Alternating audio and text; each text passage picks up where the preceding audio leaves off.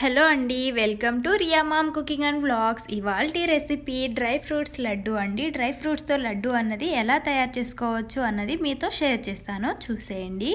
ఇక్కడ కావాల్సిన పదార్థాలు జీడిపప్పు, అలాగే బాదం, ఎండు ద్రాక్ష అండి. కావాలి అంటే మీరు అక్రోట్ తీసుకోవచ్చు, పిస్తా తీసుకోవచ్చు, అలాగే పల్లీలు కూడా తీసుకోవచ్చండి. మీకు ఏవి అవైలబుల్లో ఉంటే ఆ డ్రై ఫ్రూట్స్ని తీసుకుని ఈ లడ్డు అన్నది తయారు చేసుకోవచ్చు. రోజుకి ఒక లడ్డు చొప్పున చిన్నపిల్లలకి ఇస్తే కనుక చాలా ఇష్టంగా తింటారు, అలాగే హెల్త్కి కూడా చాలా మంచిది.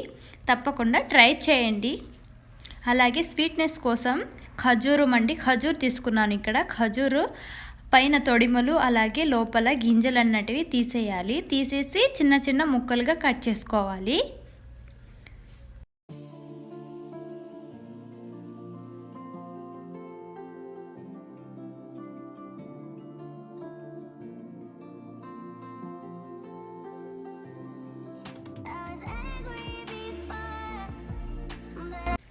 ఇలా చిన్న చిన్న ముక్కలుగా కట్ చేసుకోవాలండి. తర్వాత ఒక ప్యాన్ పెట్టుకుని అందులో గీ వేసుకోవాలండి, నెయ్యి వేసుకోండి ఫ్రై చేసుకోవడానికి. ఇవన్నీ ముందు బాదం వేసుకుని లైట్గా ఫ్రై చేయాలండి.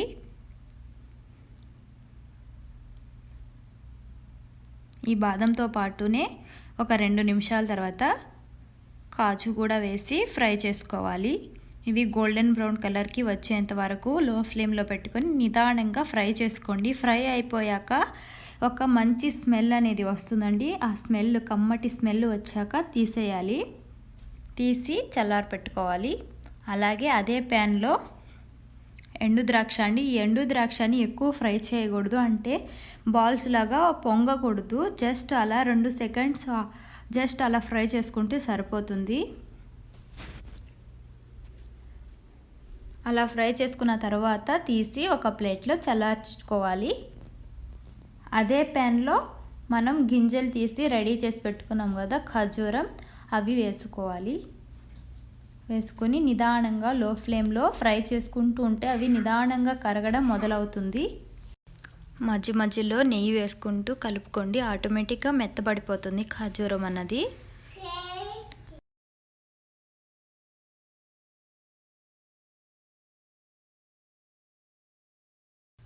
చూసారు కదా, కొంచెం కొంచెం మెత్తబడడం స్టార్ట్ అయ్యింది. ఇలాగే మొత్తం ప్యాన్కి అంటుకోకుండా ఒక ముద్దలాగా మనకి రావాలి.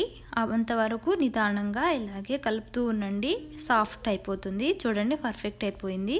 ఇప్పుడు ముందుగా మనం ఫ్రై చేసి పెట్టుకున్నాం కదా జీడిపప్పు, బాదం, అలాగే ఎండు ద్రాక్ష అన్నది, ఇలాంటి జిప్ కవర్ ఉంటుంది కదా, జిప్ లాక్ కవర్, ఆ కవర్లో వేసుకోండి. లేదంటే మిక్సీ అయినా పట్టుకోండి. కచ్చాపచ్చగా మిక్సీ పట్టుకోవాలండి. మరీ పౌడర్ లాగా కాకుండా అక్కడక్కడ పలుకులు ఉండేలాగా చూసుకోవాలి.